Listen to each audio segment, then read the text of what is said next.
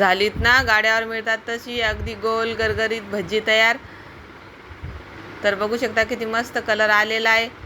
तर कसे बनवलेत माझ्या पद्धतीने, चला सुरू करू रेसिपी।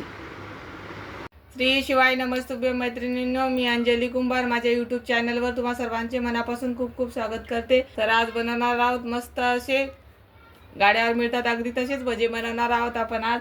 त्यासाठी मी इथं 1 वाटीभर बेसन पीठ घेतलेलं आहे। तर बेसन पीठ मध्ये थोडं पाणी घालून याचं छान बॅटर बनवून घ्यायचं। अगोदर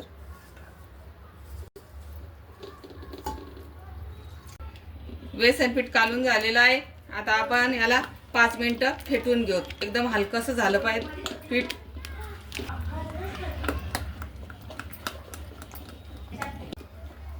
तर 3-4 मिनिट मी या पिठाला छान फेटून घेतलेलं आहे। एकदम हलकं झालेलं आहे पीठ आता, आणि कलर पण थोडासा चेंज झालेला आहे।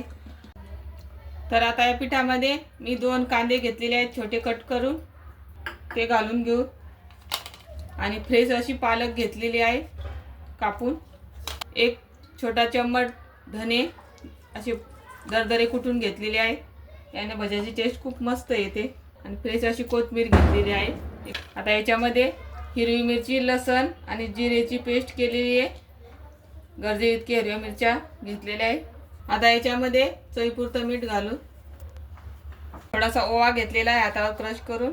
हातावर क्रश केल्यावर ओव्याची टेस्ट मस्त येते। आता हे बेसन पीठ मस्त तरी तर सर्व मिक्स करून झालेलं आहे। आता याच्यामध्ये चिमूटभर सोडा टाकायचा खायचा। सोडा जास्त नाही घालायचा, नाहीतर तेलकट होतात भजी। आता आपण भजी करायला घेऊ। याच्यामध्ये हळद नाही घालायची, हळद घातल्याने काळपट उमटतात भजी। तेल पण मस्त गरम झालंय। आता आपण याच्यात भजी सोडू।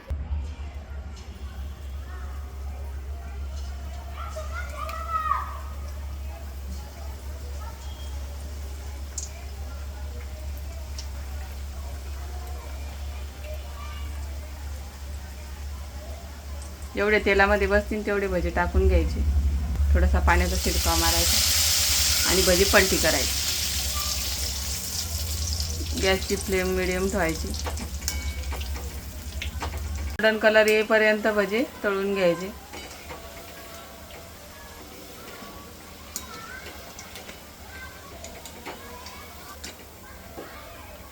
या पद्धतीने सर्व तेल निचरून काढायचं भज्यामधलं।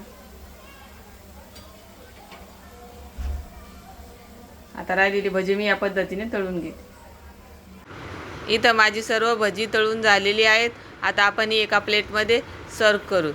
तर तुम्हाला माझे व्हिडिओ कसे वाटतात नक्की कमेंट करून सांगा। आणि व्हिडिओ आवडत असतील तर माझ्या चॅनलला लाईक, शेअर, सबस्क्राईब करा।